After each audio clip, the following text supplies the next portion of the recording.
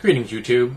Today I'm going to review a role-playing product, Steam and Steel, A Guide to Fantasy Steamworks by Chris Allen from EN Publishing. EN Publishing is the publishing branch of the EN World website, a website originally founded when 3.0 was released, and it migrated over to 3.5, and now there is essentially a split in the community between 3.5 and 4th edition.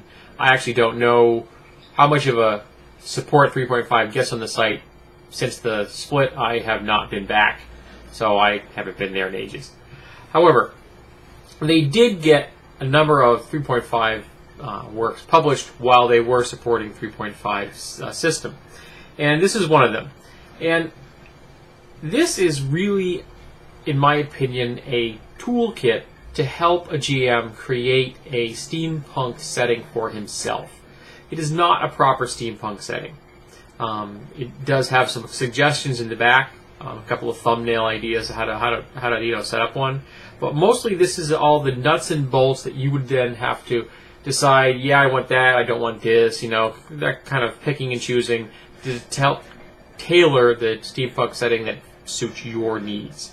So I'm going to then use the table of contents as some show notes as I'll go through them. We have the introduction, steam technology in a fantasy setting, the effects of introducing steam technology, and different kinds of steam power styles. Now, the effects of introducing steam technology essentially is a little short blurb on the effects of industrialization in a fantasy setting. What would happen if you had the ability to create technology on an industrial level to a fantasy setting, and how are you going to go about incorporating this into your campaign? You're going to design one from the get-go. Okay, it's a steampunk game from day one. Is it going to be something that the players discover in a traditional fantasy setting? Okay, it's a dead, normal, Forgotten Realm setting, and they stumble upon some ancient ruins or something. Is it going to be one isolated culture in a standard fantasy setting that's slowly spreading steam technology out across the world? Now, what do you want to do for your game? Creating and using Steamworks, maintaining Steamwork devices, malfunction tables, creating Steamwork devices, and feats. This is the basic kind of things that you're going to need for the nuts and bolts, part of the pun, of how to run steampunk technology. Now, this section here is where they talk about the different kinds of engines used to power steampunk technology, steamwork. And the selection in here is unbelievable. I was incredibly impressed with the number of options that this book gives you for the different types of power sources available to you as a GM to use in your world. There's a standard coal and oil kind of thing, so fossil fuels. They have a slightly better version of coal. They have a fantasy version of this crystal, which you burn. It's really high powered, low weight ratio. But it's essentially still a fuel, just a much better fuel than we have in our world, which is kind of nice. Which means you can have fantasy devices that have a better power to weight ratio than our world does, if you still want to use the concept of burning a fuel. They also have magical engines that are pretty much variations on standard magic items. They're being run purely through magic power. Then they have engines that run off spells. So you've got an engine, you cast a spell in it, you dump spell energy into the engine engine runs for X amount of time, it runs out, you dump more spell energy into that. Made me think a lot of the Spelljammer helms from the Spelljammer setting. They had ones that ran off of divine power. Obviously not something you can use all the time, but if you have Steamworks next to a temple or some holy site, they're pulling off the divine power, perfect for guards. They have a bunch of necromancy-based steam engines that run off of life force, actual corpses, souls. They have ones that run off of magic items. You literally burn magic items in these things to get their power out. So it's a lot of options in there. I was really impressed by the number of things that they gave you to play with. Then they have some tools of the trade, equipment, weapons of war, personal protection. Items all based off of steampunk themes that would be part of a steampunk setting. Now, they have, like, weapons of war here. They have firearms in here. And again, I don't quite understand why, but they've made firearms exotic.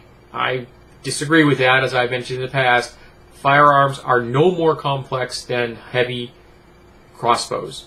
Heavy crossbows are complex things, folks. They have crankins, and they have gears and stuff, and it's not an easy thing to use, learn to use, or use, but they're simple weapons. I don't see why firearms shouldn't be simple weapons either. Then we have prosthetics, a little section on generic prosthetics, the things that you would use to replace body parts because you've lost them, and then weaponized versions, things that might be more of interest to an adventurer. Then we have an entire section on beasts of steel, whole kinds of constructs in here. If you're looking for some construct inspiration, this book has got them. Obviously, all of this stuff is based on steampunk, but you could file off the steampunk if you want, if you're looking for some interesting constructs that your players are not going to expect. Then we have things like the vehicles. You have a list of vehicle upgrades. Okay, they list all the different kinds of things you can upgrade a vehicle with. Then they list specific vehicles, and then at the end of that shows you a list of how much those upgrades would cost you for that vehicle. Because not all upgrades can be applied to all vehicles. So each vehicle has a little section. Okay, if you want to upgrade this vehicle with this upgrade, this is how much it's going to cost you. And the explanation is at the head of the chapter. For example, the copter, a dirigible, personal dirigible, steam train, steamship, ironclad, steam wagon, submersible, tunneler. Great idea for dwarves, man. Steam-powered tunnelers. And we have a section on prestige classes. Balloonist, which I thought was very cool. Inspired inventor, basically someone who focuses on those eureka moments, that epiphany that helps them break through the mental fog and create something truly unique and marvelous. Mechanist, which is actually someone who builds prosthetics into their body, not because they need them, but because they want them. So essentially, steam-powered cyborgs. Metalworker, someone who specializes in creating steam works themselves. They're crafters, they're designers, and they're the people that take what the inspired inventor thinks up and they make it real. And then we have Steel Knight, which is a prestige class emphasizing steam-powered armor. Because under the equipment section, they actually have both steam-powered armor augmentations to ordinary armor, plus super heavy armor, which can only be worn by someone if it's got power in it, because it's essentially powered armor. Very cool idea. Well executed. Then they have a section on spells and an appendix. So if you have an interest in running your own steampunk setting, and you have not found a setting out there for like Iron Kingdoms doesn't quite do it for you, the OGL steampunk book doesn't quite fit your needs, though I highly recommend that book.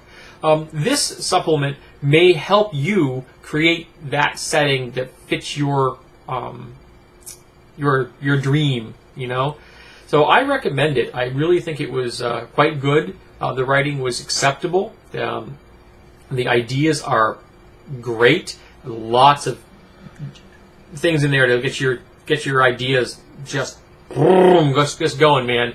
There's some really great inspiration here. Like I said, the constructs could be used even without the steampunk stuff. I think the prosthetics could be used on their own. I like the idea of the fact that these things are all steam-powered. I like the selection of steam engines they give you. So I think this is a win-win, folks. If you like steampunk and you like the 3.5 system, this really is a must-have.